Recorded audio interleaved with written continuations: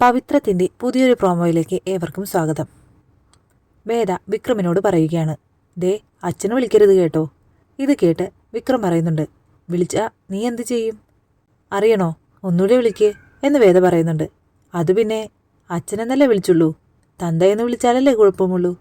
അച്ഛൻ നല്ല വാക്കല്ലേ എന്ന് വിക്രം ചോദിക്കുകയാണ്. ഇത് കേട്ട് വേദ ചിരിക്കുന്നത് കണ്ട് വിക്രം ചോദിച്ചു, എന്തിനാ ചിരിക്കുന്നേ?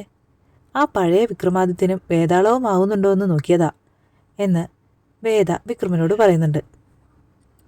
കൂടാതെ ശ്രീജ ആശുപത്രിയിൽ നിന്ന് വേദയെ വിളിക്കുകയാണ്.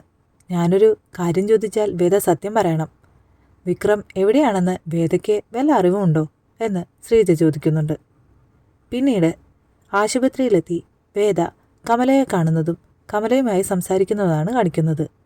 കമല പറയുന്നുണ്ട്, ചുറ്റും ആളുകൾ വേട്ടയാടാൻ നടക്കുകയല്ലേ മോളെ, എങ്ങനെ സമാധാനത്തോടെ ഇരിക്കും എന്ന്. ഇത് കേട്ട് കമലയെ ആശ്വസിപ്പിക്കുകയാണ് വേദ.